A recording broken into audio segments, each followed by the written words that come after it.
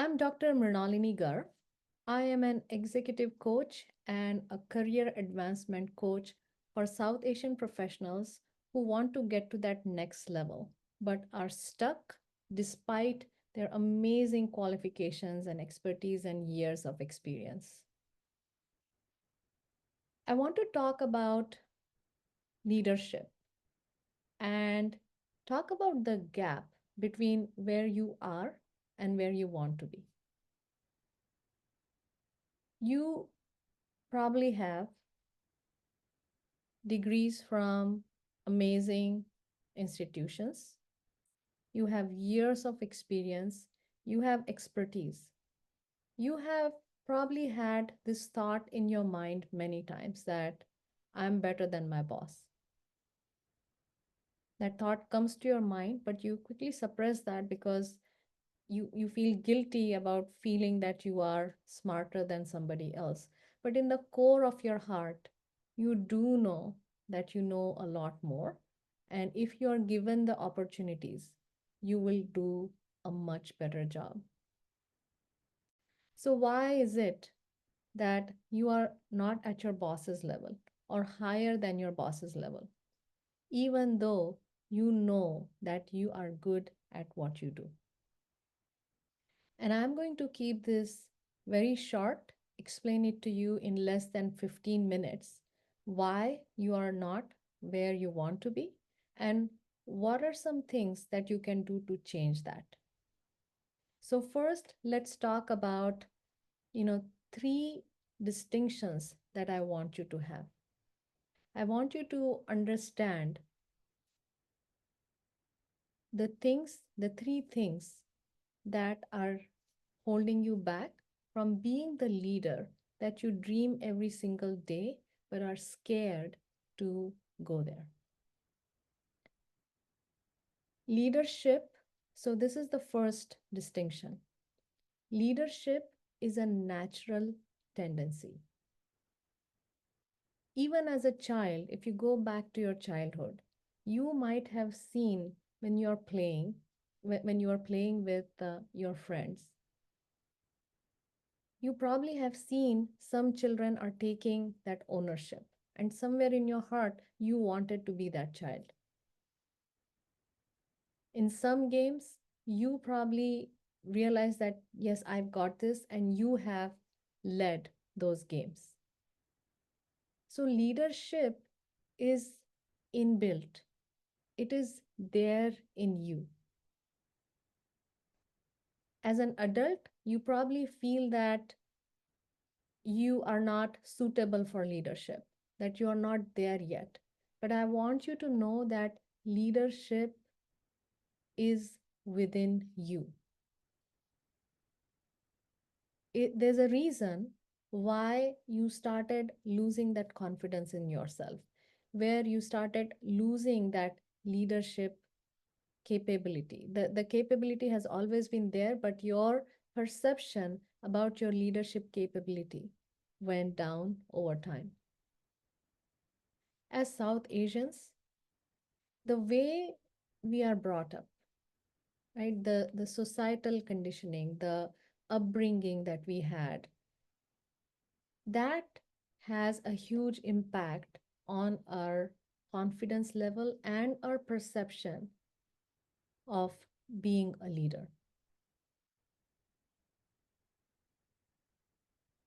I don't know about you, but where I come from in Maharashtra, there was even a song, that is celebrated, which goes as Chhadi lage chham chham, vidya yai gham gham, which basically means, if you get the stick, right, if you get beaten, you are quickly going to learn, and you're going to learn faster, and you will have a lot of knowledge. This is basically empowering parents to beat their children so that the children can learn and become knowledgeable. However, and this is a common scene in India and other South Asian countries also, where parents actually beat their children, scold their children. They even allow their relatives to come in their own house, and the relatives could scold their children also. Now, what happens is, yes, children might be studying because of the fear of getting beaten, but along the way, it's also killing their confidence. They are not studying, they are not learning out of joy, but they are learning out of fear. And along the process, this is the second distinction. Along the process, we start getting career restriction. What I mean by that is, we might have a certain interest. Somebody might want to become a cricketer, maybe an artist, maybe a painter, but parents from my generation,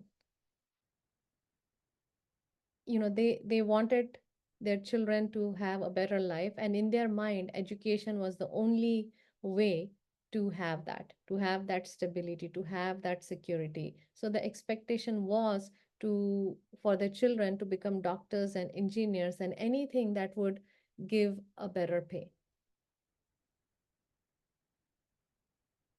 And they did from a place of their own upbringing, their own knowledge, and they did that with the best intention. However, it did impact us as we were growing up. So instead of really exploring what gives us joy, instead of giving that opportunity to become great at what we love and holding us accountable, that yes, your interest is in this particular area, you can pursue that, but you ultimately have to decide how you want to live your life. We did not get that. So a lot of us pursued the fields that we are not interested in. Some become doctors because their parents expected, some became engineers because that everybody in the family was an engineer, and that was an unsaid expectation. And even if we hated that, we continued to pursue that. So that caused the career restriction, which causes unhappiness while we are in the job. So we might be highly skilled in the field of our study, but it does not give us joy. Then the third distinction is that there's hierarchy. Again, the societal conditioning is such that we have always given a lot more importance to people who have higher positions, whether they deserve a respect or not, but just because they have the title, we have always thought that they are above us and they are inaccessible and we probably can't get there. So, because of these three distinctions, the way we are brought up, the career restriction that happens, the hierarchical, and of course, it also came from colonization, right? We've been taught that, oh, I am here and I am white, I am better than you, and I have this position. So it has been years of conditioning that we have started looking at leadership positions as something above us, something beyond us, that we cannot reach it. So, how do we solve that? Because if we have the knowledge, if we have the expertise, and my colleague who is less qualified, working half as hard as I am, how is that person getting promoted but I am not? How do we solve that? How do we get to that next level and earn the title and the income that we deserve?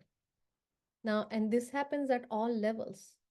Whether you are just starting a job, whether you are a mid-level manager, whether you are in the C-suite, somewhere in our mind we feel that we are not getting that importance, we are not getting that visibility, my voice is not being heard.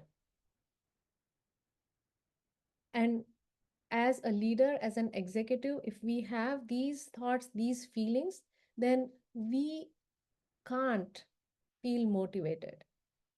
We can keep working harder and harder, but somewhere inside us, we feel that this is useless anyway. And that feeling is going to hold you back from being the true leader that you are. So, how do I help my clients overcome that? So, the very first thing is that we need to understand where our limiting beliefs are coming from. So, there are three things. Our limiting beliefs that I don't have a voice because of the upbringing that we have had, not knowing exactly how to speak to people who are above us, not allowing ourselves to dream bigger because we always felt restricted that this is the only path for you. So, the very first thing is to rebuild that confidence, is to unleash that confidence within you and start questioning, right? Like why do I feel that I need to just I have to be in this field? Can I do something else? Or the experience and expertise that I have gained, how can I leverage that to get to that next level? But the very first thing is to heal yourself from whatever childhood conditioning that you have had and the limiting beliefs that you have formed about yourself, that you're not as good as your cousin or, Sharmaji's beta or beti. Not feeling that I have the freedom to make the changes or make the choices that I have to make. So, the very first thing is to understand that this is conditioned, this is not you, and it can be changed. The limiting beliefs can be eliminated. So, that's the first thing. Then the next thing is to be able to advocate for yourself. Now, one other thing that has happened to us is because we think of hierarchy as that, people are out of my reach, they're out of my league, we have always felt awkward. We have always felt shy to reach out to them because we feel that, oh, I am here and they are up here. And it feels like, there's a huge, difference between them and me. So, to advocate for ourselves, to speak up and talk about our accomplishments and share with these people, it just feels very awkward. Because one of the conditioning that we also had was to be humble, to not brag about yourself. And I'm not talking about, just being abrasive and just talking about yourself, but I'll give you an example. So I'm a doctor, and in one of the companies where I was working, I was facilitating teams right from entry level people to C suite. When I was facilitating teams with entry level people, I wouldn't tell them that I am a doctor.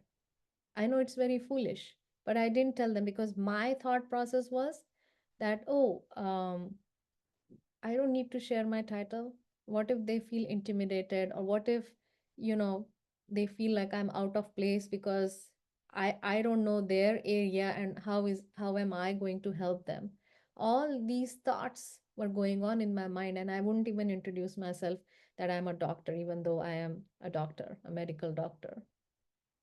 But we have these thoughts that have been formed because of social conditioning to be humble, right? Not show off. I felt like telling them that I'm a doctor would be like showing off, but it is just a matter of fact thing. I have a certificate that shows that I'm a doctor. So I'm not bragging if I'm telling people that I'm a doctor.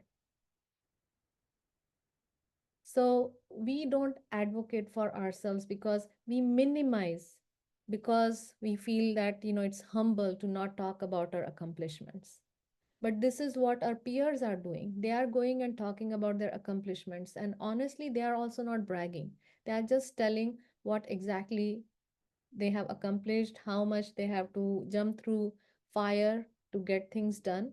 And then the manager, the leaders, they get impressed and they get promoted. And here we are working harder, sitting on the sidelines, taking on more work, taking on more responsibilities. So we need to learn how to advocate for ourselves.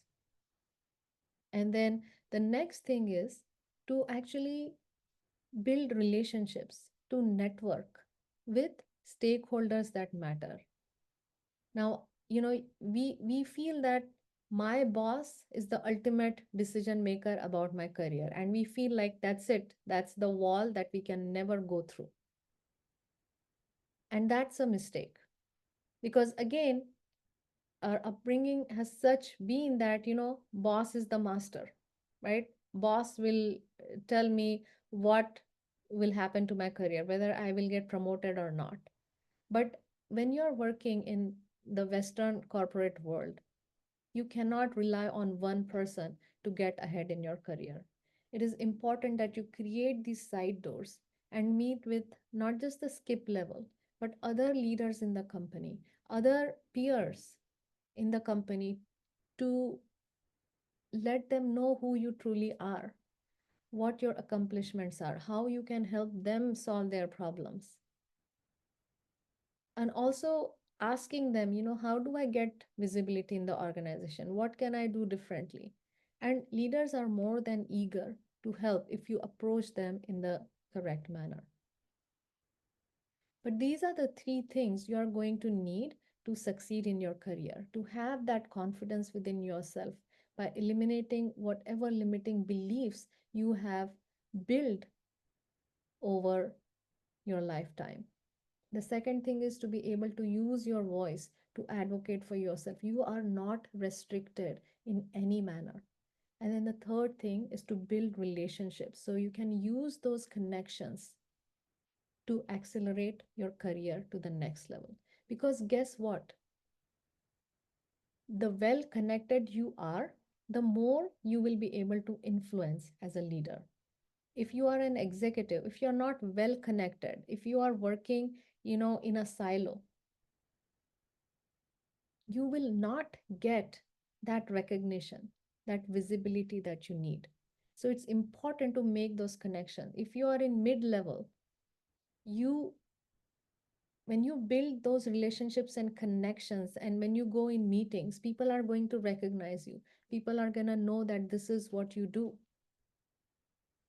and you will be recognized for what you do,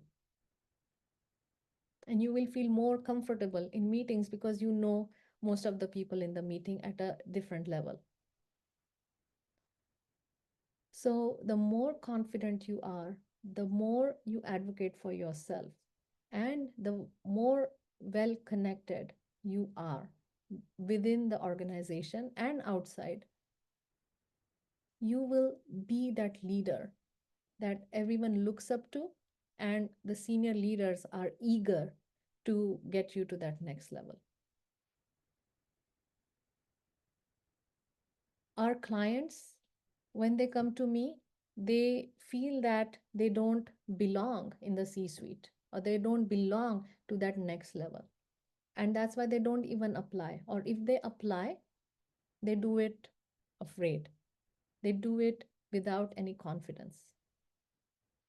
They don't even go and ask for that promotion. So, you know, we help them build their confidence. We help them find their voice and use their voice, and network with the people that matter so that they can get ahead in their career. Now, I don't have the time to go over, our success stories and testimonials, but if you went to my website, unshackledcareerwoman.com/client success stories, you will find many stories there where people are just changing their career. They are doubling their salaries. They are getting to the next level. Actually, they're skipping the next level and going to the level above them. When they are going for interviews, they are just blowing people's minds by sharing how much they know. When they're having conversations with senior leaders are impressed and have started respecting them.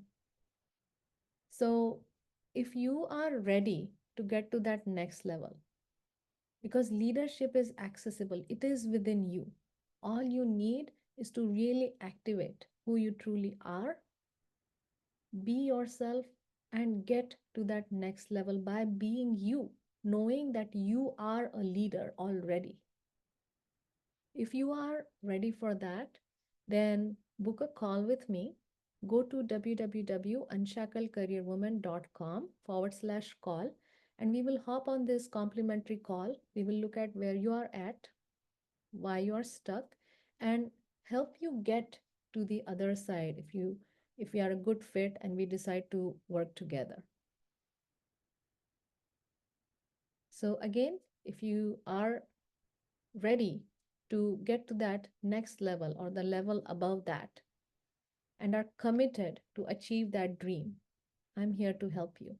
Go to www.unshackledcareerwoman.com/call and let's get things rolling for you.